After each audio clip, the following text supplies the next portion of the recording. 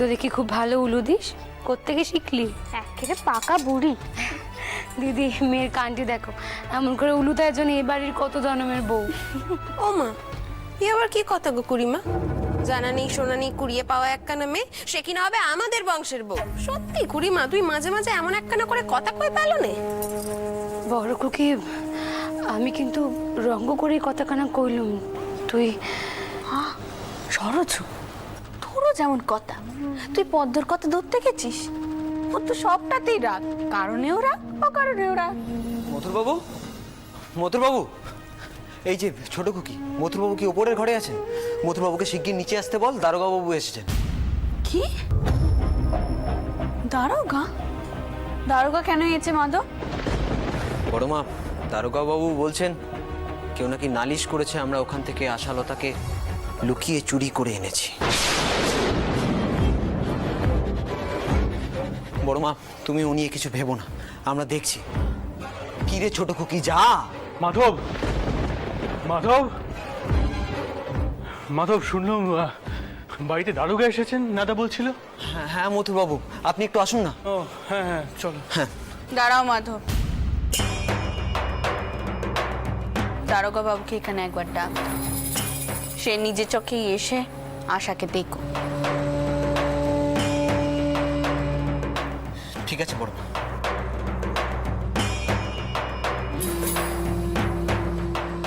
তোমরা সবাই আড়ালে এসো।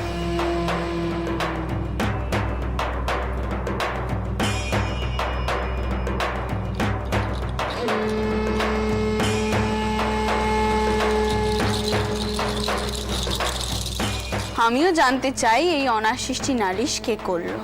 আজ্ঞা আমি করছি।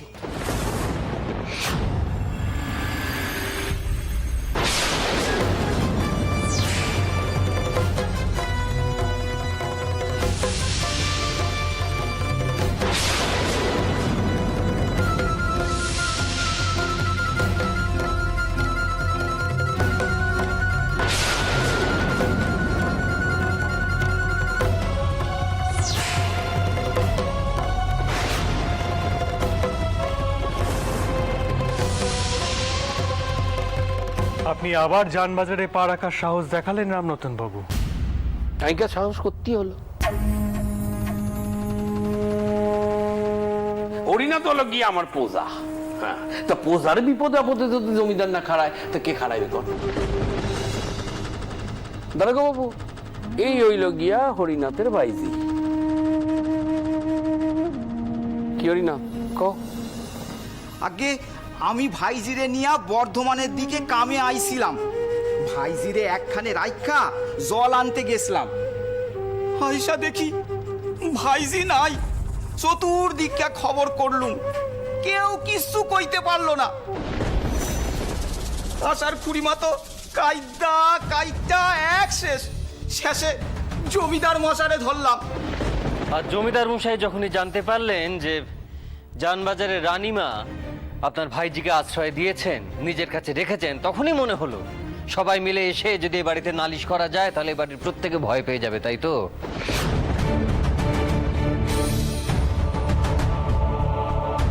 এইটুকুই বোধহয় আপনার লাভ, তাই না রামরতন মশাই?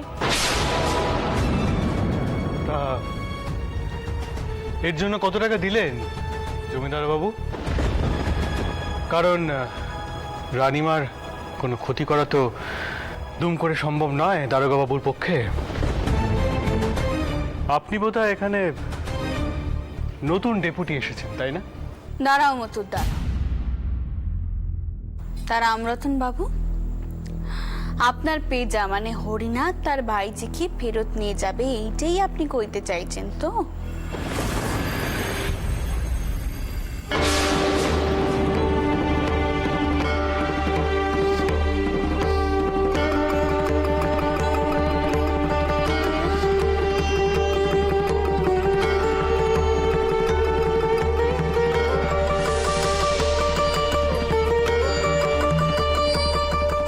হরিনাথ তার ভাইজিকে খাওয়াবে তো?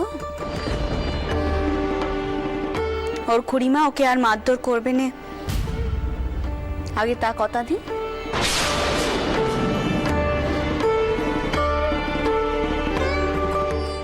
দারোগা বাবু, আপনি ওনাদেরকে এইসব আগে শুধুন। কি হলো, শুধুন?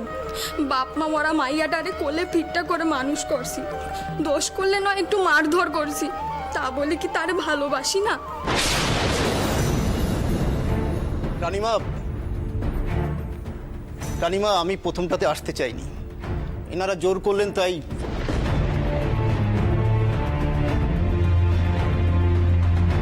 আমাকে তো আমার কর্তব্য করতে হবে, তাই কর্তব্যটুকু পালন করতে এসেছি আমি। হরিনাথ, তুমি কি চাও? তুমি কি ভাইজিকে বাড়ি নিয়ে যেতে চাও? ও কি কইব? আমি কইতেছি অবশ্যই ফিরে নিয়ে যাবো, অবশ্যই। হ্যাঁ, উনি কলকাতায় বইয়া বইয়া আমার প্রসাদের শাসন করবে, আর আমি বইয়া বইয়া দেখুন। হ্যাঁ, ওইটুকু একটা দুধের শিশুরে তুলে নিয়ে চলে আসছে কলকাতায়। হ্যাঁ, ওই ওই বড় জামাই আর ওই ডাক্তার পড়ে পাঠাইছিল হরিনাথের ভিটায়, কয় কিনা যে আমি ওই মায়ের নিয়ে যাব। মগের মুলুক কি হরিনাথ, খারাপ রইলা কেন কও? হ্যাঁ কর্তা, ঠিক কথাই কইছেন। মথুরবাবু, আপনি একটু ওদিকে আসুন তো।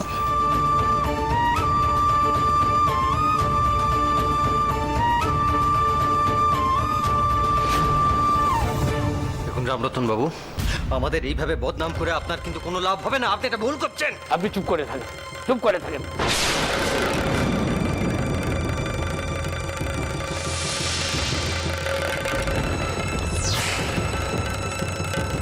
দেখুন মথুরবাবু, এরা সামান্য ছিচকে লোক, 2 টাকা দিয়ে এদের মুখ বন্ধ করে দিন।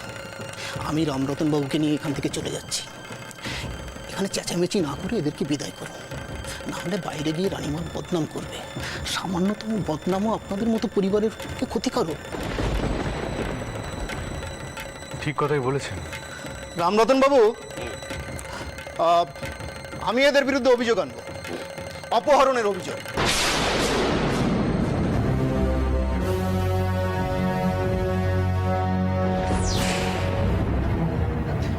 এখানে সময় নষ্ট করে লাভ নেই, যা দেখার আমি দেখে নিচ্ছি, আপনি চলুন আমার সাথে। ধম্মের কল বাতাসে নড়ে, দেখলেন তো?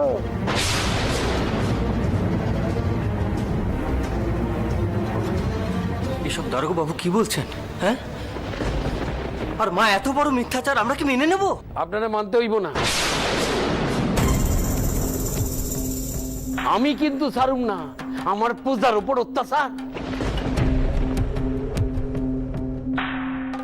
বেশ, আপনার যা অভিযোগ আছে আমাদের নামে আপনি তা করতে পারেন, আমাদের কোনো আপত্তি নেই।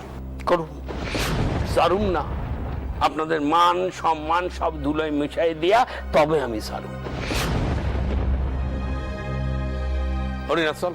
ওরা কোথায় যাবে? ওরা তো ওদের ভাইজিকে নিয়ে যাবে। ভাই মাধব, হ্যাঁ মথুরবাবু। রায় মশাইকে বলো আশালতাকে তৈরি করে যেন এখানে নিয়ে আসে, ওরা ওদের ভাইজিকে নিয়ে যাবে।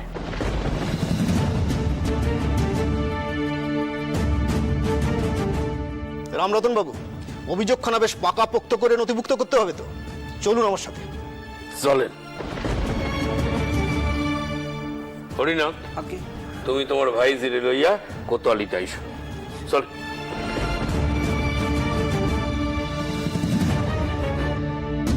আপনারা আসুন আমার সাথে। এটা কেমন হইল?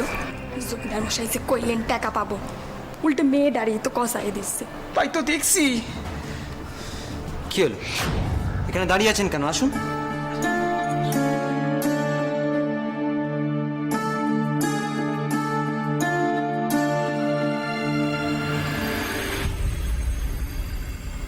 এটা কি হলো মথুর? এত বড় মিথ্যা অভিযোগ আর তুমি এইভাবে ওদেরকে যেতে দিলে? তোমার তো এরকম স্বভাব নয় মথুর। মতুর,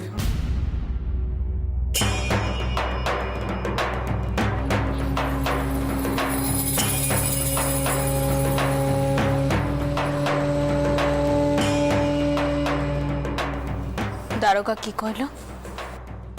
ওদের মুখ বন্ধ রাখতে, তাই তো? না হলে আমাদের বদনাম হবে।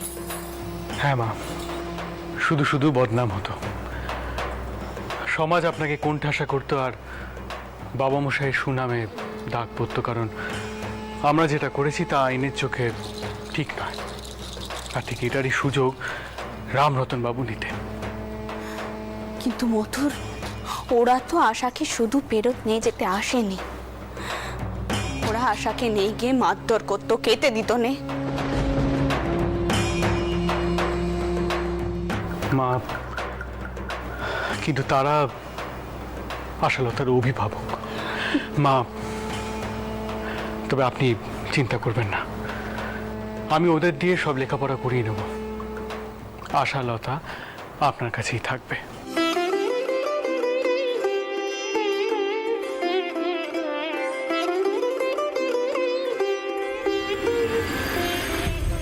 কিন্তু কি পরিচয় থাকবে মথুর বাবু?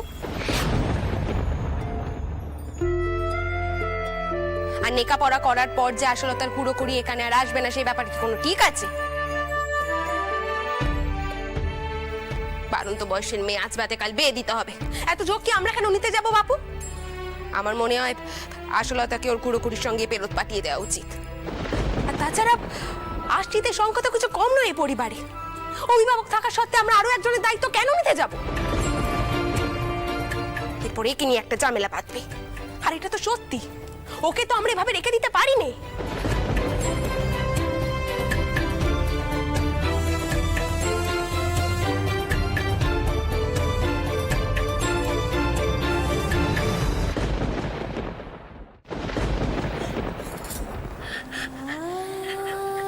তুমি কাঁদছো কেন মা?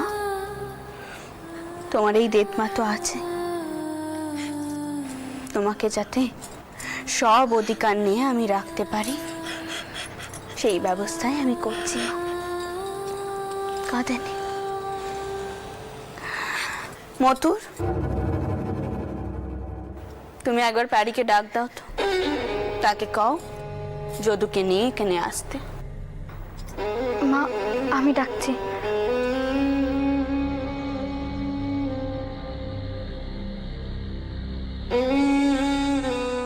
দিদি, কি করবে গো? হঠাৎ এখন মেয়ের জামাইকে ডেকে পাঠালে যে?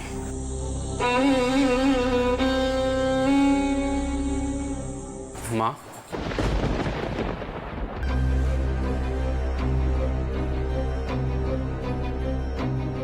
প্যারি, কালই তো তুমি করেছিলে যদুর সব দায়ভার আমার।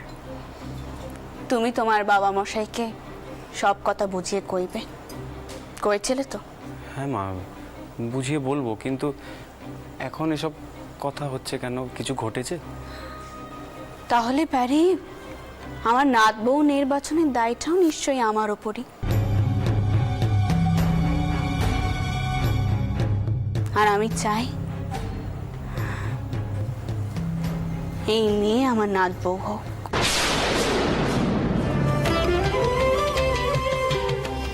ওই আমার যদুর বউ হবে, আর ওকে যদুর যোগ্যী করে তুলবে সরোজ। কিরে সরোজ, পারবি তো?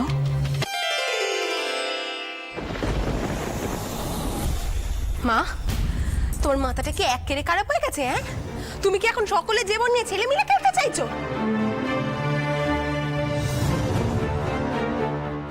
আর চৌধুরী মশাই কেন এই মেয়ের সঙ্গে নিজের ব্যাটার বিয়ে দেবেন? নাম জাত কুলশীল কিচ্ছু নেই, কেন বিয়ে দেবেন উনি?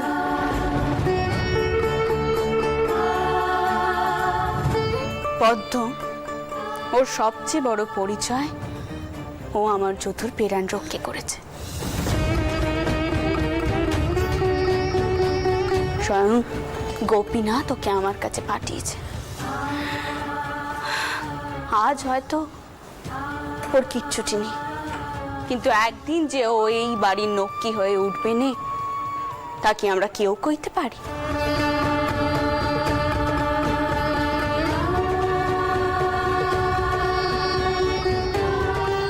আমি কি ছিল? আমিও তো একটা গরিব ঘরেরই মেয়ে ছিল। বড় বাড়ির আদব কায়দা রং ঢং কিছুই জানতুম না আমি। কিন্তু আমার সৌর ঠাউর আমার উপর ভরসা করে আমাকে এখানে নিয়ে এসেছিলেন।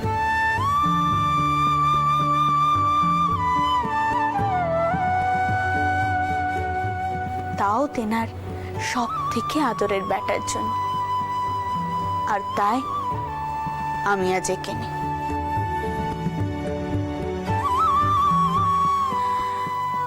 ওই মেয়েও যে একদিন আমাদের সকলের চোখের মনি হবে না, তা তো আমরা কেউ কইতে পারিনি।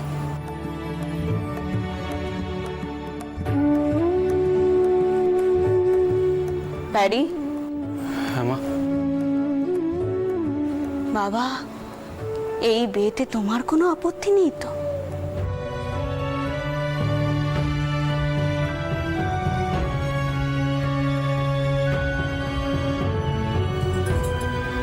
না মা, যদুর দায়িত্ব আমি আপনাকে সঁপেছি। আপনার যা ভালো লাগে সেটাই হবে।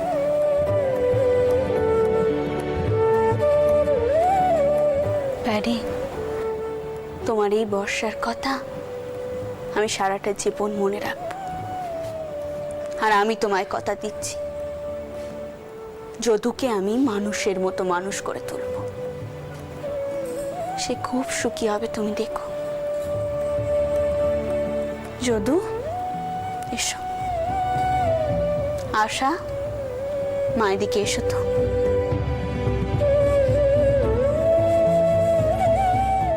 চলো আমার সাথে।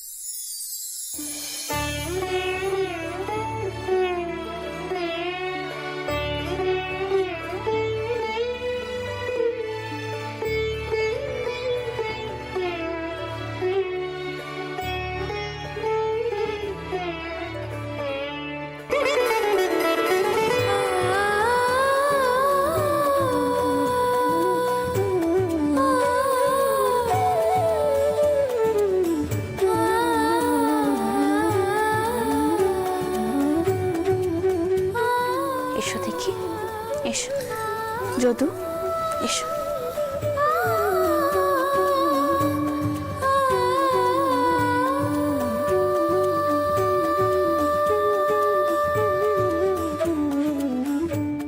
আপনার কুমারীর চোটকালের বালাতে আপনার নাত বউকে আমি আশীর্বাদ করলাম।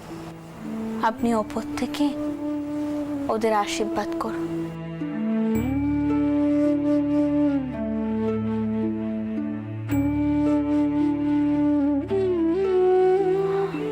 আর আপনার মেজকোকেও বলুন, সে যেন তার বেটা আর বউকে আশীর্বাদ করে।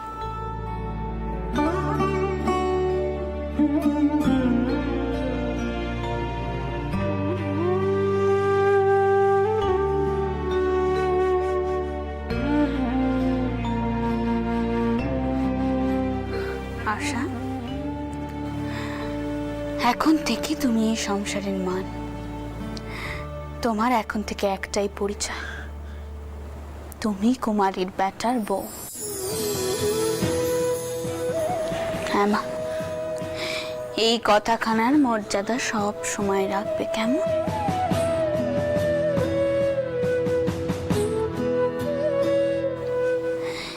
এবার তোমাদের দাদা মশাইকে পিন নাম করে তেনার আশীর্বাদ নাও।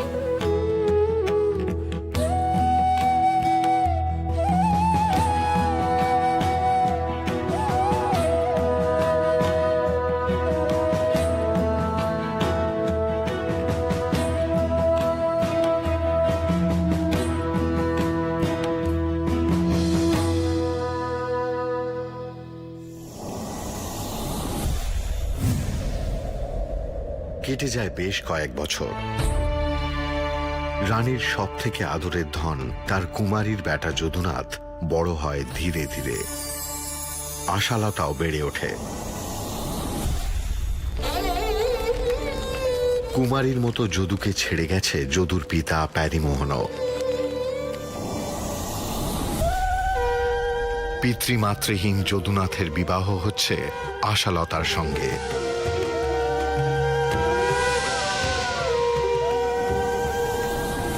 এর মাঝে বয়ে গেছে সময়। সদ্য বিধবা দিশেহারা রানী আজ সব অর্থেই জানবাজারের রানীমা, সর্বময়ী কর্ত্রী।